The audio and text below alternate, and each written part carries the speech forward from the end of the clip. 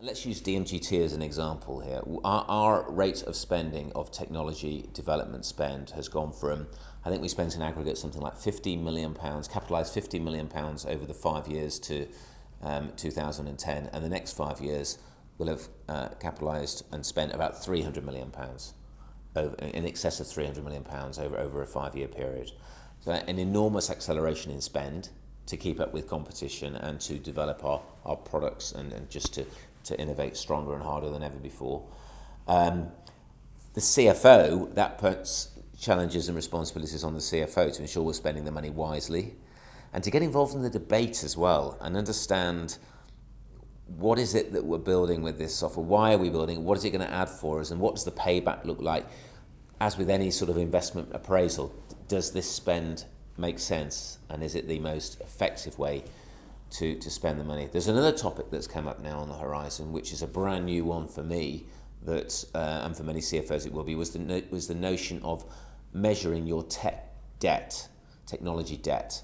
And what that is an understanding of your IT systems across an organization and the cost of replacing those or upgrading them over a period of time. That certain systems will become redundant and require replacing. And the way we look at this, it's like a contingent liability that isn't written or recorded on your balance sheet, but it's a liability that's there in the future, and an understanding of that. So once you've understood that, it's then important, because then you kind of think to yourself, well, how do I manage that? How do I reduce it, or how do I eliminate it, as you do with any liability? Is it better to spend the money now to address the liability, or do you wait until you come to the cliff? And when you do, might it be more expensive then? What's also interesting now is how we're starting to evaluate acquisitions. So if we buy a business, we're looking now much more closely at the technology that it has in place. So in other words, are we increasing our technology debt by buying a business with clunky technology? Or in fact, the opposite might be true, and we're acquiring a business that has great technology that we can actually use to replace some of our own systems with the technology or the skill sets that acquisition has. So what we're finding is that much of the investment appraisal for businesses that we're acquiring and finding these days, the technology asset that they bring to the DMGT is high up there on the list of reasons as to why we would do the acquisition.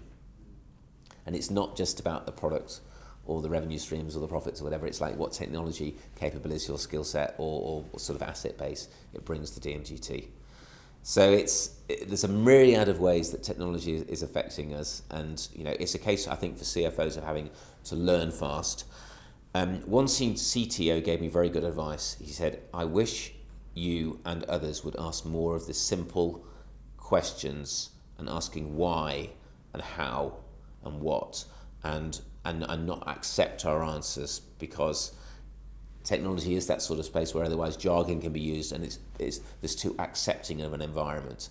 But to ask the common sense questions can flesh out real issues. So he encouraged me to do more of that, which I'm trying to do.